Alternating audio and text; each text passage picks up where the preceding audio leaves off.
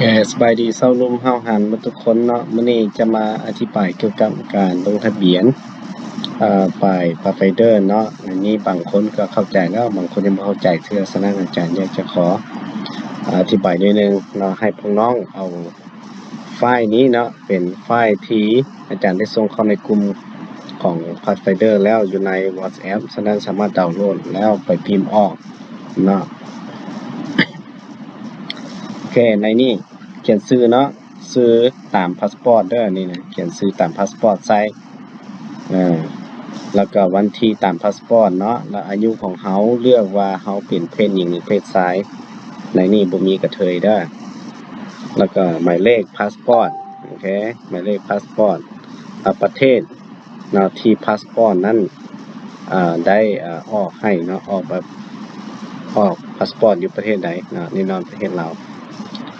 ในนี้เขียนว่า I am Pathfinder เนาะถ้าเฮาเป็น Pathfinder เฮาติ๊กใส่ที่นี่นะหมายติ๊กใส่วงเล็บอันนี้เนาะถ้าว่าผู้เป็นพ่อแม่ให้เขียนใส่นี้โอเค Do you have medical problem ในนี้นะบอกว่าเฮามีเคยมีเป็นไข้บ่เนาะลักษณะนั้นเคยมีปัญหาทางด้านสุขภาพบ่ถ้ามีแล้วก็เขียนใส่นี้ถ้าบ่มีแล้วก็เขียนใส่นี้ถ้ามีแล้วแม่นหยังมักเป็นหยังเป็นโรควินหัวบ่จังซี่นะครับเขียนใส่นี้เนาะแล้วก็ telephone number แม่นใส่นี่ถ้ามีอีเมลก็ใส่บ่มีบ่เป็นหยังเนาะ person contact in case emergency มาให้เขียนใส่ว่าผู้ใดที่จะติดต่อหาในเวลามีการฉุกเฉินเนาะแล้วก็ชื่ออันนี้สำคัญเนาะชื่อ name of your mission นี่เฮาใส่ว่า LAR เนาะใส่ในนี้ว่า LAR นี่แล้วก็ฮู้แล้วเนาะย่อมาจาก Lao Attached Field Lao Attached Region เนาะย่อมาจากตัวนี้ย่อมาจาก Lao Attached Region โอเคย่อมาจากตัวนี้เนาะLAR โอเคแล้ว name of your club เนาะอันนี้เขียนว่า name of your club group content leader นะคลับของเฮาเป็นเวียนเทียนนะเวียนเทียน Pathfinder ครับเด้ออันนี้ของเฮาก็จากลาวเฮาเนาะ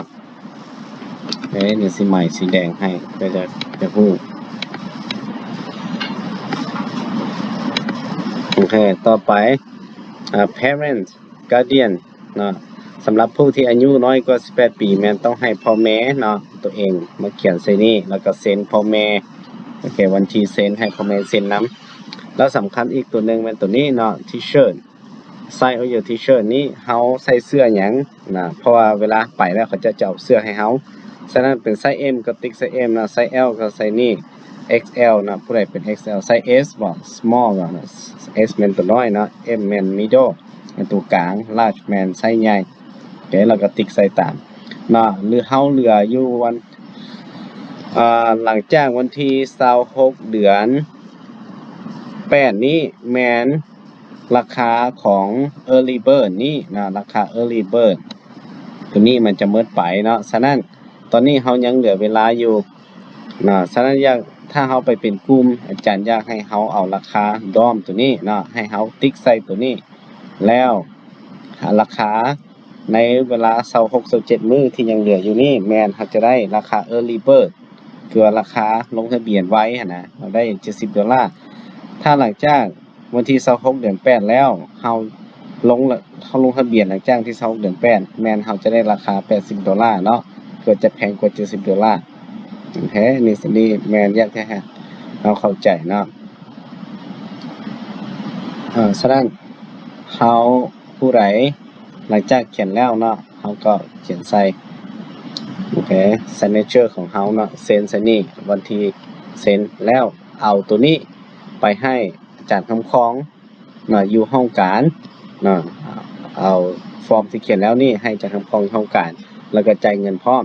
เนาะเงินแม่น$70นี่เนาะเงิน$70เพราะฉะนั้นอยากให้เฮาจะใช้ตัวนี้เพื่อเฮาจะได้ราคาที่ดีโอเคนะถ้าผู้ใดมีอันใดแม่นให้ติดต่อหาอาจารย์เนาะโดยตรง